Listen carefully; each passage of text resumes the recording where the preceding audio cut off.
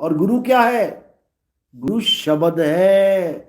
शब्द गुरु सुरत तुन चेला।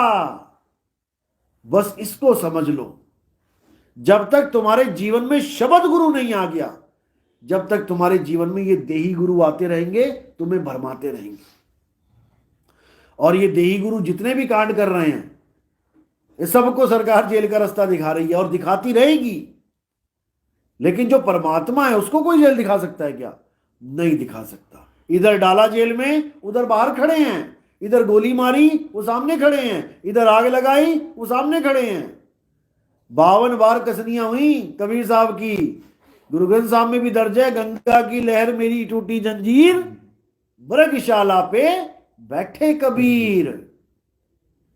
ये कसनियां हैं कबीर साहब की, जो गुरु ग्रंथ साहब में भी दर्ज है। और लोग कहते हैं कबीर ता भगत सी, भगत सी।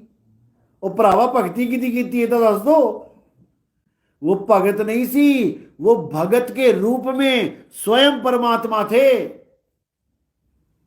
कहते कोठरी माही कोठरी, परम कोठरी विचार। 3 कोठरियां हैं तुम्हारे पास, कहां रहना चाहते हो देख लो।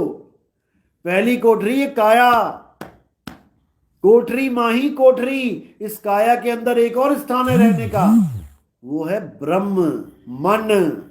जब तुम यहां पर ध्यान लगा लेते हो, इस कोठरी में ही कोठरी है, लेकिन ये परम नहीं है। कोठरी माही कोठरी, परम कोठरी विचार। गुरु दीनी वस्तु कबीर को, लीनी वस्तु समार। कबीर दीनी संसार को, कबीर दीनी संसार को। संसार का मतलब ये नहीं कि यूपी संसार है, कि कबीर साहब यूपी के संत थे। संसार का मतलब है पूरा अखिल ब्रह्मांड। पूरे संसार में जिस भी गुरु को परमात्मा मिला है, वो कबीर साहब की वजह से मिला है। याद रखना इस बात को, ये कोई नहीं बोलेगा तुम्हें। कबीर साहब के नाम पे तुम्हें भरमा देंगे, ओता जी कवि सी, ओता जी धर्म सुधारक सी, ओता जी समाज सुधारक सी, ओता जी ब्राह्मणी दा पुत्र सी, ओता किसी वैश्य दा भी बनाता लोगों ने, वैश्य दा पुत्र सी। ऐदा दी हालत है। केवल कबीर साहब के ना मां का पता, ना बाप का पता, ना गांव का पता। ब्राह्मणी का पुत्र था। ब्राह्मणी कौन थी, क्या नाम था? ब्राह्मणी का पति कौन था? ब्राह्मणी का ससुर कौन था? ब्राह्मणी का गांव कौन था? सारे ब्राह्मणों की पूरी लिस्ट हरिद्वार में निकाल लो, जाके अपनी निकालवा लो। तुम हरिद्वार में जाके केवल अपना नाम बता दो, जो ब्राह्मण बैठे हैं वहां पे, तुम्हारे पिता, पड़पिता, लकड़ पिता, सारे पिता का रिश्ता बता देगा वो क्या नाम है, क्योंकि सारे वहीं जाते थे हड्डियां गिराने, अस्थियां डालने वहीं जाते थे। वहां तुम्हारा नाम पता लिखा जाता था। तुम्हारी पुश्तों की पुश्तों तुम्हें नहीं भी याद है ना, वहां जाके खाता खुलवा लो अपना। तुम्हारे दादे परदादे जब से ये प्रथा चल रही है अस्थियां गिराने वाली, वहां पूरा हिसाब किताब है। तुम चाहो तो उधारी ले लो वहां जाके 2 लाख रुपए। तुम मर भी जाओगे, तुम्हारा लड़का जब जाएगा वहां तुम्हारी अस्थियां गिरने, उसको पकड़ लेंगे वो। वहां पर ये काम चलता है। तो कबीर साहब के सास ससुर कौन है भैया, ये बता दो। कबीर साहब की शादी हुई तो कोई सास ससुर होगा, वो कौन सा 5000 साल पहले, ये 500 साल पहले की तो बात है, 600 साल पहले। इसका इतिहास क्यों नहीं खोज पाए आप लोग? कोई नहीं समझ रहा है। बस जो मुंह में आ रहा है, दे तेरी को ले तेरी को, बस यही चलता जा रहा है। और कबीर खुद कह रहे हैं साहिब, कहते हैं मेरा भेद न कोई पाया, अब संतो अविगत से चला आया।